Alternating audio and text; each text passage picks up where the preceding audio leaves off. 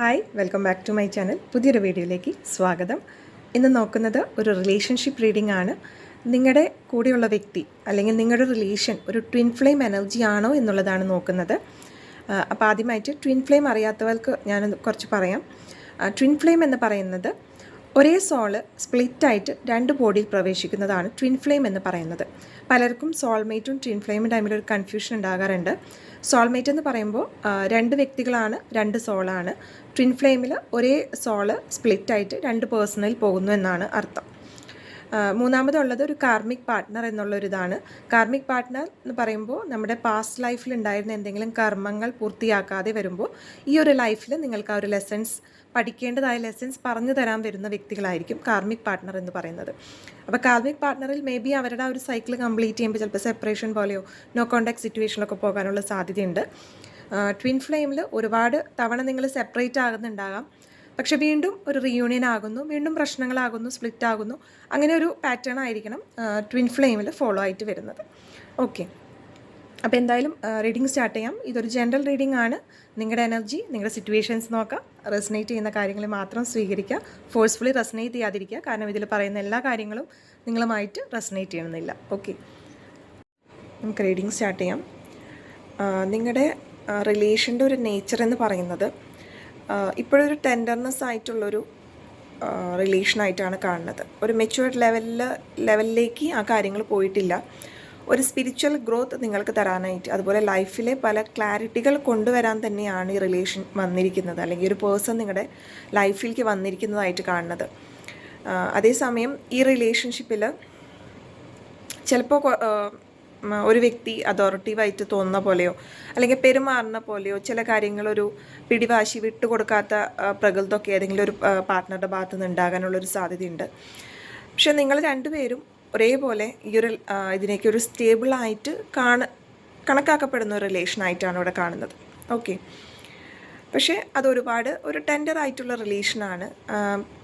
അത് കാര്യങ്ങളെ വ്യക്തതയോടെ കാണാനോ അല്ലെങ്കിൽ അതിൻ്റെ ഒരു പ്രസൻറ്റ് സിറ്റുവേഷൻ ഹാൻഡിൽ ചെയ്യാനുള്ളൊരു ഇമ്മച്യൂരിറ്റി രണ്ട് പേഴ്സണിലും ഇവിടെ കാണുന്നുണ്ട്.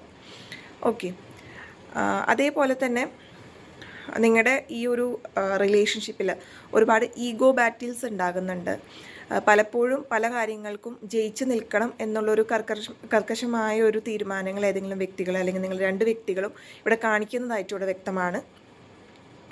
അതായത് വിട്ടുകൊടുക്കാൻ തയ്യാറല്ലാത്ത ഒരു അൺഫെയർ ബാറ്റിൽ നിങ്ങളുടെ ഇടയിൽ വരുന്നുണ്ട് ഇടയ്ക്കായിട്ട്.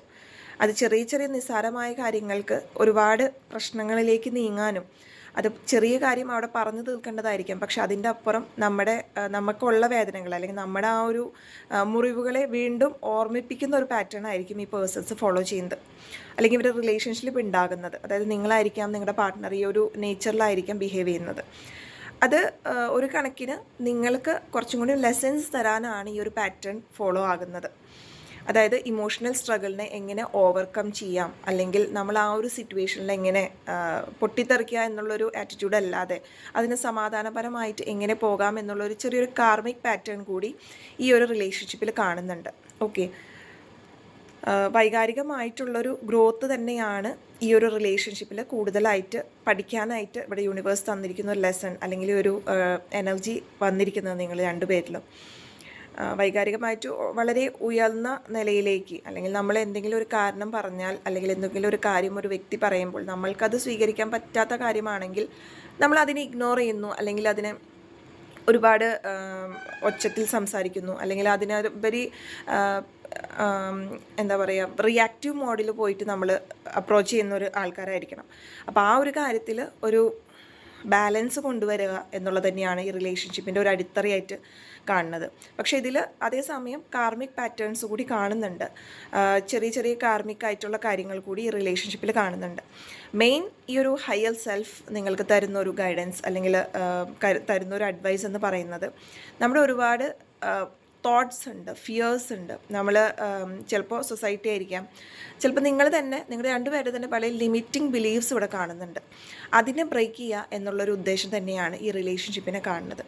നിങ്ങൾക്ക് ചിലപ്പോൾ നിങ്ങളുടെ ലൈഫിലുണ്ടാകുന്ന ഓൾഡ് പാറ്റേൺസ് പോലെ ആകുമോ കാര്യങ്ങൾ, അല്ലെങ്കിൽ നിങ്ങൾ തന്നെ പല കാര്യങ്ങളും ചിലപ്പോൾ നിങ്ങളുടെ തോട്ട്സ് ആയിരിക്കാം, നിങ്ങൾ തുറന്നു പറയാതെ അത് ഒതുക്കി വെക്കുന്നു, അല്ലെങ്കിൽ പല തീരുമാനങ്ങൾ എടുക്കുന്ന ഭയന്ന് പിന്നോക്കം നിൽക്കുന്ന ഒരവസ്ഥ ഇവിടെ കാണുന്നുണ്ട്.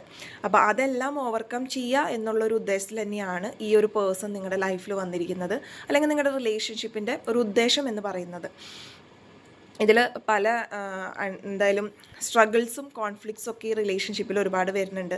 ഇതിൽ പല വ്യക്തികളും കുറച്ച് നാളത്തേക്ക് സെപ്പറേറ്റ് ആയി നിന്നിട്ടുണ്ട്, വീണ്ടും ആ റിലേഷൻ വരുന്നുണ്ട്. സോ ഇതൊരു ട്വിൻ ഫ്ലെയിം എനർജി ആയിട്ട് തന്നെയാണ് ഇവിടെ കാണാൻ സാധിക്കുന്നത്. അതേസമയം കാർമിക് ആയിട്ടുള്ള ചെറിയ പാറ്റേൺസും ഇതിൽ കാണുന്നുണ്ട്.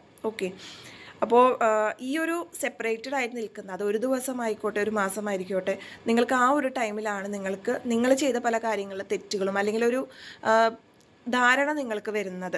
പല കാര്യങ്ങളും നിങ്ങൾക്ക് ആ വ്യക്തിയുമായിട്ട് നീങ്ങി നിൽക്കുമ്പോഴാണ് ഒരു ക്ലാരിറ്റി വരുന്നത്. അധികം നാൾ നിങ്ങൾക്ക് ഈ വ്യക്തിയുമായിട്ട് നീങ്ങി നിൽക്കാനും സാധിക്കുന്നില്ല. ബിക്കോസ് അതൊരു ട്വിൻ ഫ്ലെയിം എനർജി ആയതുകൊണ്ട് തന്നെ നിങ്ങളുടെ ഒരു ഷാഡോ സെൽഫ് തന്നെയാണ് നിങ്ങൾക്ക് കാണാൻ പറ്റുന്നത്. അതുകൊണ്ട് തന്നെ എന്തെങ്കിലും പ്രശ്നങ്ങൾ ഉണ്ടാകുമ്പോൾ നിങ്ങൾക്ക് ആ ഒരു വ്യക്തിയുടെ മനസ്സുകൂടി അറിയാൻ പറ്റും. കാരണം ഇതൊരു സോൾ സ്പ്ലിറ്റായിട്ട് രണ്ട് ബോഡി പോയതുകൊണ്ട് തന്നെ നിങ്ങൾ തന്നെയാണ് ആ വ്യക്തി.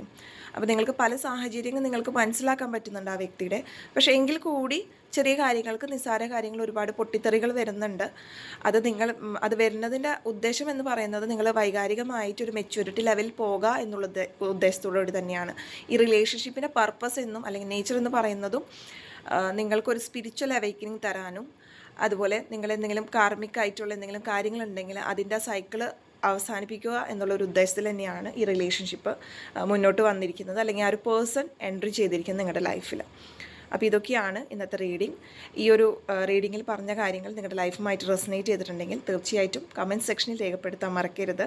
പേഴ്സണൽ റീഡിംഗ് ആഗ്രഹിക്കുന്ന വ്യക്തികൾക്ക് സ്ക്രീനിൽ കാണുന്ന നമ്പറിൽ വാട്സപ്പ് ചെയ്യാവുന്നതാണ്. ആദ്യമായിട്ടാണ് നിങ്ങൾ ഈ ചാനൽ കാണുന്നതെങ്കിൽ ലൈക്ക് ചെയ്യാനും സബ്സ്ക്രൈബ് ചെയ്യാനും കമൻറ്റ് ചെയ്യാനും മറക്കരുത്. എല്ലാവർക്കും ഒരു ശുഭദിനം നേരുന്നു.